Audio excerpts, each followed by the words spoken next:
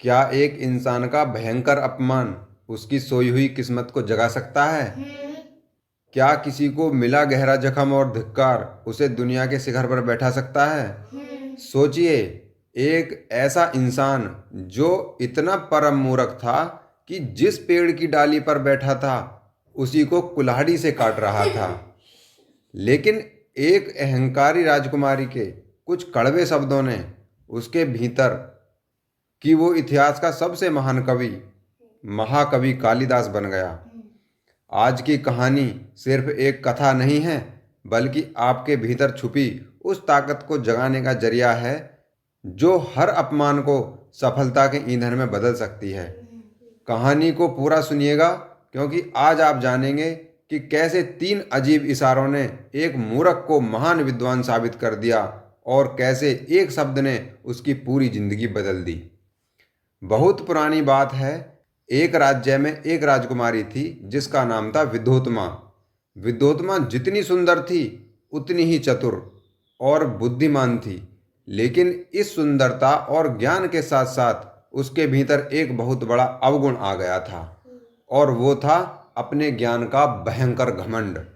उसे लगता था कि पूरी दुनिया में उससे ज़्यादा बुद्धिमान कोई पैदा ही नहीं हुआ है।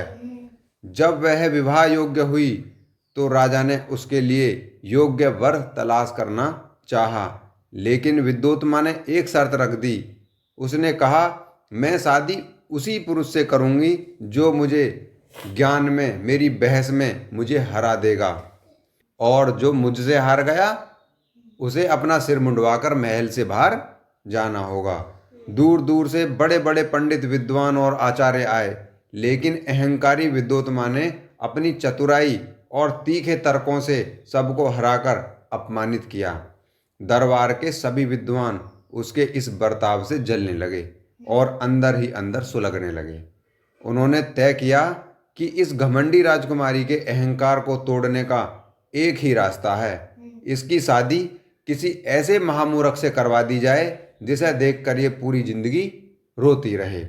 विद्वान ऐसे मूर्ख की तलाश में निकल पड़े। रास्ते में चलते चलते उन्हें एक जंगल में एक बड़ा अजीब नज़ारा दिखाई दिया। एक लड़का पेड़ की डाल पर बैठा था, और बड़े मजे की बात देखिए, वह उसी डाली को कुल्हाड़ी से काट रहा था जिस पर वह खुद बैठा था। वह डाल के आगे नहीं, बल्कि उसके पीछे बैठकर काट रहा था, यानी डाल कटते ही वह सीधे जमीन पर गिर जाता। विद्वानों ने आपस में कहा, भाई, इससे बड़ा मूर्ख तो कोई पूरी कायनात में नहीं मिलेगा। वे उस लड़के के पास गए, उसे पेड़ से उतारा, अच्छे से नहलाया धुलाया, राजसी कपड़े पहनाए और उसे एक सख्त हिदायत दी। उन्होंने कहा, सुनो, हम तुम्हारी शादी एक बहुत ही सुंदर राजकुमारी से करवाएंगे और तुम्हें ढेर सारा धन देंगे, लेकिन एक शर्त है, जब तुम राजसभा में जाओगे तो तुम्हें अपना मुंह बंद रखना है, बिल्कुल मौन रहना है। जो कुछ भी बात होगी हम संभाल लेंगे। लड़का मान गया। विद्वान उस लड़के को लेकर राजा के दरबार में पहुंचे और की घोषणा की कि ये हमारे परम पूज्य गुरुदेव हैं। ये बहुत ज्ञानी हैं, लेकिन आजकल इनका मौन व्रत चल रहा है, इसलिए ये केवल इशारों में बात करेंगे। राजकुमारी शास्त्रार्थ करने के लिए तैयार हो गई। अब शुरू हुआ वो इशारों का अनोखा खेल, जिसमें कालिदास अपनी मूर्खता दिखा रहे थे और विद्वान अपनी चालाकी। राजकुमारी विद्योत्मा ने अपनी एक उंगली खड़ी की। राजकुमारी का मतलब था कि परमात्मा यानी ईश्वर एक है। लेकिन उस नटखट लड़के ने सोचा कि यह लड़की कह रही है कि तेरी एक आंख फोड़ दूंगी। उसे गुस्सा आ गया। उसने तुरंत राजकुमारी की तरफ दो उंगलियां कर दी, जिसका मतलब था, अगर तू मेरी एक आंख फोड़ देगी तो मैं तेरी दोनों आंख फोड़ दूंगा। राजकुमारी हैरान रह गई। विद्वानों ने तुरंत बात को संभालते हुए कहा, देखिए राजकुमारी जी, हमारे गुरुजी का जवाब कितना गहरा है।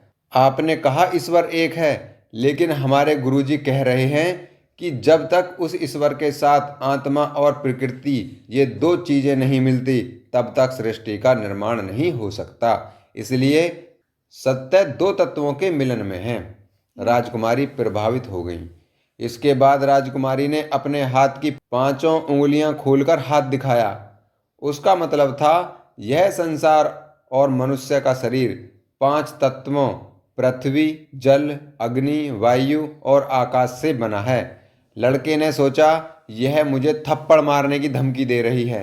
उसने गुस्से में अपनी मुट्ठी बांधी और एक मजबूत घूंसा दिखा दिया। अगर तू मुझे थप्पड़ मारेगी तो मैं तुझे घूंसा मारूंगा। दरबार में सन्नाटा छा गया। विद्वानों ने फिर मुस्कुराते हुए कहा, क्या बात है, हमारे गुरुजी ने आपके सवाल का संपूर्ण जवाब दे दिया। आपने कहा था कि पांच तत्व होते हैं, लेकिन हमारे गुरुजी कह रहे हैं कि ये पांचों तत्व जब तक अलग अलग रहेंगे तब तक जीवन संभव नहीं है। जब ये पांचों तत्व एक मुट्ठी की तरह आपस में मिल जाते हैं तभी एक जीवित शरीर और सृष्टि का निर्माण होता है। अब राजकुमारी ने अपनी हथेली को खुला रखकर नीचे जमीन की तरफ झुकाया। इसका मतलब था इस संसार की जो इंद्रियां और माया है पतन और विनाश की ओर खींचती हैं। लड़के ने सोचा कि यह लड़की कह रही है कि मैं तुझे पटक कर जमीन में गाड़ दूंगी। उसने तुरंत अपने हाथ की उंगलियों को ऊपर आसमान की तरफ उठा दिया। अगर तू मुझे नीचे गिराएगी तो मैं तुझे उठाकर आसमान में फेंक दूंगा। विद्वानों ने राजा को देखते हुए कहा, अद्भुत, हमारे गुरुजी कह रहे हैं कि आपकी बात सही है कि संसार नीचे गिराता है, लेकिन अगर मनुष्य के भीतर ज्ञान और भक्ति की शक्ति हो तो वो गिरता हुआ इंसान भी ऊपर उठकर सीधे मोक्ष और ईश्वर को प्राप्त कर सकता है। विद्वानों की इस झूठी और चतुर व्याख्या के सामने राजकुमारी विद्योत्मा पूरी तरह हार गई। उसका अहंकार चूर चूर हो गया और उसने उस लड़के को महाविद्वान मानकर उससे विवाह कर लिया। शादी हो गई। दोनों महल के सुंदर कक्ष में बैठे थे। जैसे चकोर पक्षी कभी गंदा पानी नहीं पीता, वैसे ही एक विद्वान स्त्री किसी मूर्ख के साथ ज्यादा समय नहीं बिता सकती। राजकुमारी को धीरे धीरे लड़के के हाव भाव देखकर शक होने लगा था। तभी अचानक रात के समय महल के बाहर से किसी जानवर की आवाज आई। वह जानवर एक ऊंट था। आवाज सुनते ही वह लड़का खिड़की की तरफ भागा और खिड़की खोलकर चिल्लाया, उष्ट उष्ट। संस्कृत में ऊंट को उष्ट कहते हैं, लेकिन मूर्खता के कारण उसके मुंह से शुद्ध शब्द नहीं निकला और वह जोर जोर से उत्र उत्र चिल्लाने लगा। जैसे ही उसने यह अशुद्ध शब्द बोला, विद्योत्मा के पैरों तले जमीन खिसक गई। वो एक झटके में समझ गई कि उसके साथ बहुत बड़ा छल हुआ है। यह कोई महाविद्वान नहीं बल्कि एक निपट मूर्ख है। गुस्से और गिलानी से भरकर उसने कालिदास को धिक्कारा और कहा, मूर्ख, तुमने मुझसे झूठ बोला, तुमने मुझे धोखा दिया। जब तक तुम सच्चे विद्वान नहीं बन जाते तब तक इस महल में कदम मत रखना। और उसने कालिदास को महल से बाहर धक्का दे दिया। संत प्रेमानंद जी महाराज अक्सर अपनी कथाओं में कहते हैं, जब संसार का कोई व्यक्ति आपको बहुत ज़्यादा जख्म देता है तो वही जख्म आपको ईश्वर की तरफ मोड़ने का जरिया बनता है। कालिदास के साथ भी यही हुआ। इस भयंकर अपमान ने उसके भीतर मन की शक्ति को जगा दिया। वे रोए नहीं, वे टूटे भी नहीं, बल्कि उन्होंने संकल्प लिया कि वो इस अपनी मूर्खता को मिटा कर रहेंगे। कालिदास वहाँ से सीधे माता काली के मंदिर में पहुँचे। उन्होंने रात दिन भूख प्यास भूलकर माँ काली की कठोर आराधना की। उनके मन में एक ही जिद थी, ज्ञान की प्राप्ति। उनकी इस अटूट श्रद्धा और मन की शक्ति को देखकर माता काली प्रसन्न हुई और उन्होंने कालिदास को ज्ञान, बुद्धि और विद्या का वरदान दिया। वह मूर्ख लड़का अब साक्षात सरस्वती का पुत्र बन चुका था।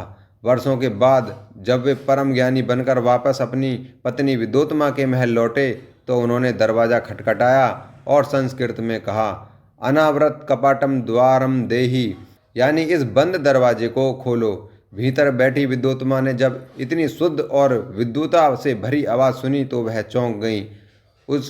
उसने अंदर से ही कहा, अस्ति कश्चिद वागिवशेष, यानी बाहर जो खड़ा है उसकी वाणी में कुछ विशेष बात है। कालिदास ने अपनी पत्नी के इन तीन शब्दों अस्ति, कश्चिद और वाग को अपने जीवन का मंत्र बना लिया और इन तीन शब्दों से शुरू करके संस्कृत के तीन सबसे महान महाकाव्यों कुमार संभव, मेघदूत और रघुवंशम की रचना कर डाली, जिसने उन्हें अमर बना दिया।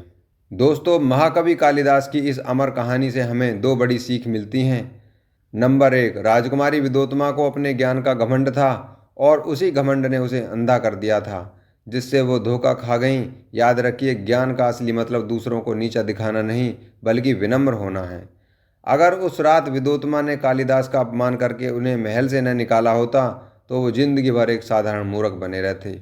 लेकिन उन्होंने उस अपमान को अपनी कमजोरी नहीं, बल्कि अपनी सफलता की आग बना लिया।